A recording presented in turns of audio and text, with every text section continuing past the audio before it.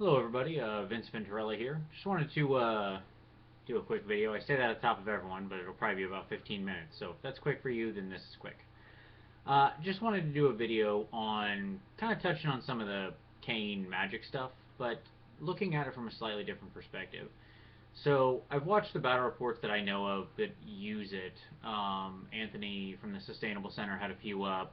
Matiram had one up. I highly recommend you go watch those. I think they're very informative. Um, I'm not really interested in talking about like any of the controversy around rules interpretations. To me, it actually seems fairly cut and dried. But I don't think it really matters either way. I think that there's enough core agreement that we can talk about what I want to talk about today. And what I want to talk about today is some of the other potential dark sides that I don't think have been sussed out here early in the play of it, but that I think could very quickly become maybe the largest problem with it, beyond balance or anything of that nature. Because if you watched any of my previous videos, you know how I feel about balance. Um, so yeah, what I want to talk about today is the paradox of choice. So I'm going to put a video down in the description, and I highly recommend you watch it. It's a great video. It's a TED Talk, and it's about the paradox of choice. I won't go through the whole thing, but in short order, there's this sort of tipping point. Having no choices is bad, but having more isn't necessarily good. You're not moving along a spectrum toward perfection. Basically, there's some kind of middle ground, some sort of Aristotelian virtue in the middle, where there's the perfect amount of choice. When you go beyond that, you start, despite the fact that you can pick better options, you actually start feeling worse. So there are four main points the video makes. One, that too many choices induces paralysis. Two, that too many choices carries the weight of opportunity cost. You suffer the weight of your imagined alternatives, as it were. Three, you choose better but feel worse, and when you actually choose worse, you feel really worse. And four, that you blame yourself for bad choices. So I want to take a moment. I thought that was really interesting in that context, because as I was reflecting on the Khaine Magic and watching it happen in these games, I see a lot of parallels here. So let me get into why I think there's parallels. I think the core thing that the Khaine Magic system does is explode in an exponential fashion the number of choices and choice points in the Magic phase. Now, I've mentioned before that, my trade is game design, and this has been something that's very big in my mind for a long time. When you're designing games, the number of choice points you make available to players is very, very critical. If you ask players in most games, by the way, they will tell you they just want more choices, always more. There's never enough. But in fact, there's a lot of research that says that that's actually wrong. But I could do a whole separate thing on like people don't really know what they want. For now, let's just say that like in general, from a game design perspective, you have to be very careful when you start allowing multiple choices. Not only because it increases time. Obviously, the more choices there are, the more time it takes to make those choices. But also just because of things like complexity and stuff like that. But there's also these second order consequences, which is what I want to talk about today. And that's the things that paradox of choice video addresses. So what does the Khaine Magic phase do? Well, one, it gives you, theoretically, on average, more dice, about 7 more dice on average, to cast spells. In toto, though maybe not for each individual spell. It gives you access to a lot more spells, as even if you just took your old level 4, certainly they went from 4 to 7 spells. But realistically, people, I suspect, would react very quick to this in the meta with a Lore Master shift if this became common, and what you'd see is sort of, instead of the Light Council style of build, you'd see what I'll call the High Council, where you have, a couple wizards of all the different lores you have access to running level 1, 2, and they're just looking to spam everything low casting cost out there. Well, each of those is going to have access to, let's say, 7 spells. Okay. Even if it's just a repeated lore, each of them has access to 7 spells of that lore over and over and over again. And then you have choices about what order you're going to cast them in, those multiplied, because before maybe you had 1, 2 critical spells. I think back to like Once Bitten did a great Magic walkthrough video in 8th edition, and he talked about how You should be aiming to get off one spell, figure out what's most critical, aim for that. Well, now, and you know, maybe you cast 2 or 3 in the whole phase, expecting that 1 to 2 get dispelled. Well, now, every phase is 6 spells, 7 spells, often stuff like that. Unless you happen to get lucky, go for a big bomb spell and choose some large number of your dice on a lower roll, on some, you know, Great Red Pox or whatever, something like that. Okay. So, every choice point has been expanded, right?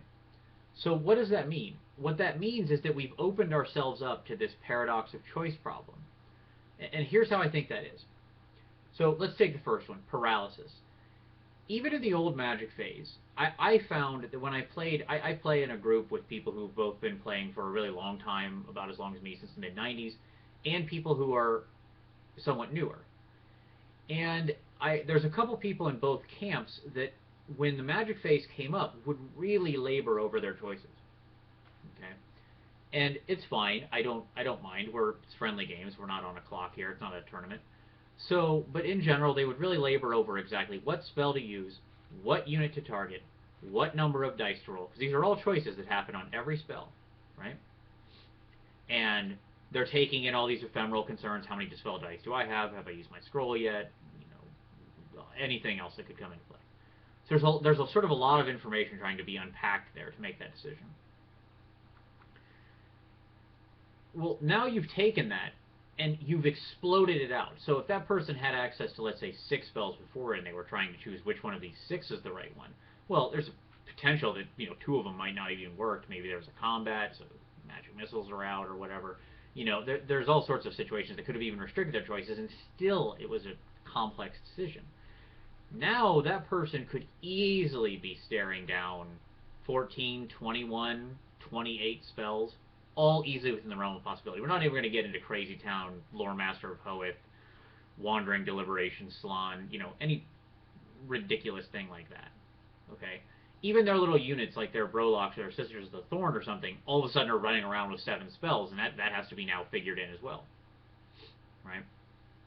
Whereas before it was just like, well, do I want to Doom Bolt? Yes, no, maybe so. The answer's probably yes, and then move on.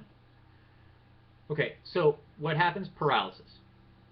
You labor longer, trying to weigh every single factor of making this choice.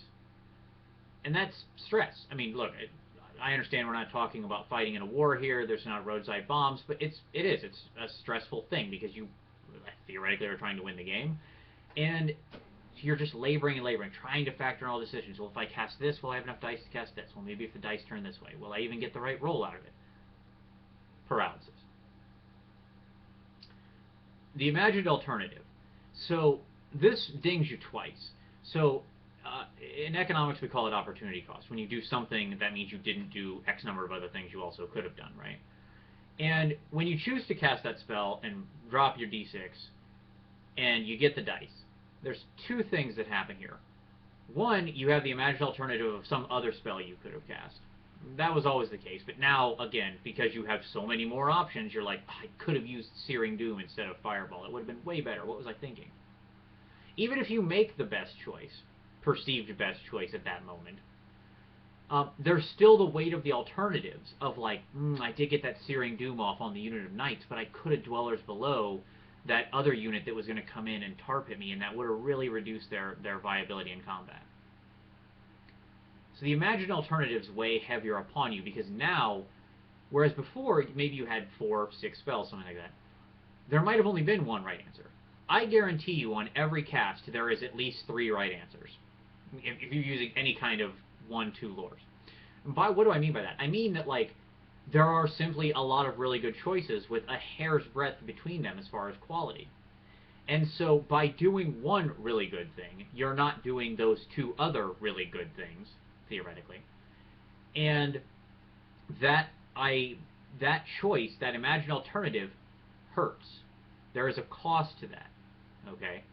And you sit there and you think, it was a good thing I did, but was it the best? I don't know. Maybe I should have done that other spell that was also really good. You got a good thing. It did happen, yet you still feel bad about it. And we're opening the door to invite this situation in quite frequently. Okay. The third point, doing better, feeling worse. It ties into what I just said. It's the segue off of that. It's literally the point I just made. But there's a dark side to that too, which is doing bad, feeling terrible. So in Maturim's game, his opponents, Skip and Michael, lost their wizards very early, meaning Mitt just had like absolute magical dominance. Okay, so now in the previous game world, whatever we want to say, magic was always fairly vital. Now it's just out and out essential. Without their wizards, I mean, they just got their clocks cleaned. I mean, no offense to the two of them, they didn't have much of a choice. It was super bad luck. But I mean, go watch the battle report. It is a clock cleaning, okay, in the harshest terms. That there's a unit of Black Knights at one point in there with like 4 different buffs from light and other things on them. I mean, they just destroy what they touch. Okay. 4 buffs cast in 1 round, by the way. Okay. So when you are doing bad, now you feel really terrible. If you do make the wrong choice, you're like, oh, I'm such an idiot. There were 4 other better choices I could have chosen instead of just 1. So it's not just like, I made the bad choice. There was one other good one I should have done. The weight of X versus Y. Now it's, I made a bad choice. There were 4 other good ones. I'm a total moron. And that leads me straight to the last point, which is you blame yourself. When the magic phase in the old world went wrong, it was easy to do so. Magic, as we've said, and as many people have said, very, very fickle phase of the game. You can roll low on dice. You can have a bad roll when you're dicing a spell. You can get a miscast on 2, 3 dice. You can be tossing a 6 dice at a 18 plus spell and roll a bunch of 1s. So all this stuff is possible. And when things went bad in battle reports I watched, often, but not always, but often, the statement was, the dice turned against me, the magic phase is fickle, etc. In other words, who was to blame? The world, the game, whatever. Like, not me. I didn't do it. I'm not saying people didn't sometimes take responsibility for making bad choices with spells. That can happen too. What I'm saying is that when you make all the right choices, and perceived, and things still go wrong, it's easy for you to go, it's the game, it's the world, it's dice, it's 100 other factors, and not feel bad about it, and move on and be like, hey, my day's still going great. I didn't screw up. But now, under the weight of everything I just described, right, when something goes wrong, whose fault is it? Yours. Okay? Because now you could have chosen those 4 other good spells. You could have better protected your wizard knowing how vital they were. You could have made the right choice, not labored so long. You're in a tournament, you took too long on magic. I could have made my choices faster and I wouldn't have lost the last 3 turns of the game. Whatever. It's not like suddenly it becomes 100% we blame ourselves on everything. That's not what I'm implying. I'm implying that it moves the needle. It becomes easier to blame yourself in these cases. Okay? So that's sort of the 4 points I wanted to cover, and why I think Khaine Magic is really dangerous beyond even what's been talked about so far. Yeah, getting a lot of buffs and changing the game and making it go longer, there's complexity issues, there's timing issues, all of those are things, and all of those are going to be talked about and seen in the battle reports in spades.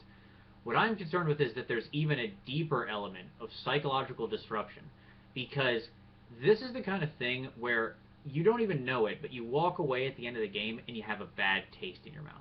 You feel bad about yourself because of the way you played the game, and that's terrible. And that's what this is opening the door to have. If you get your teeth kicked in a game of Warhammer, you can probably bounce back. A lot of people bounce back and like, oh, I want a rematch. Lord T is always like, in his videos, whenever he gets his, face booted in, he's always like, I can't wait for the rematch. But in the games where he felt like he did bad, or things like that, you could see that those wore on him. And in the same way, I feel like this opens the door to that, where when you start blaming yourself, you start getting negative associations with the game, and that's when things get really dangerous. So that's my thoughts on the sort of second order consequences and danger of Khaine Magic. Please feel free to leave your thoughts below. Thanks again. Have a good one.